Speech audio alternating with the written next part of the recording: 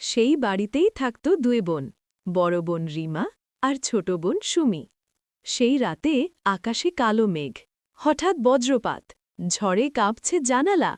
সুমি ভয়ে কাঁপতে কাঁপতে বলল, দিদি, আমার খুব ভয় লাগছে। রিমা সুমির হাত শক্ত করে ধরল। ভয় পাস না, আমি আছি। দরজায় শব্দ। হঠাৎ ঠক ঠক ঠক, দরজায় কেউ যেন জোরে জোরে ধাক্কা দিচ্ছে। সুমির গলা কেঁপে উঠল। দিদি, দরজায় কে? ঠিক তখনই একটা ফিসফিস শব্দ ভেসে এলো। ভেতরে আসতে দাও। দরজা বন্ধ করতেই ঘরের বাতিটা নিভে গেল। চারদিকে শুধু অন্ধকার। হঠাৎ ঘরের এক কোণায় একটা কালো ছায়া নড়তে লাগল।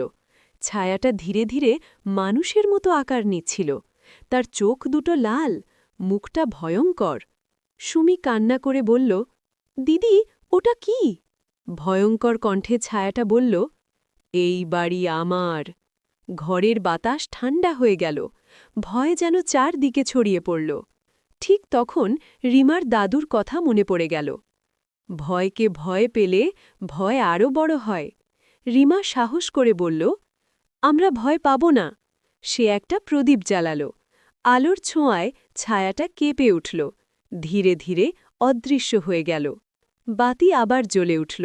ঝড় থেমে গেল। পরদিন সকালবেলা রোদ্দুরে ভরে গেল সেই বাড়ি। গ্রামের এক বুড়ো বললেন, যে সাহস আর ভালোবাসা দেখাতে পারে, ভয় তার কিছুই করতে পারে না। সেই দিন থেকে দুই বোন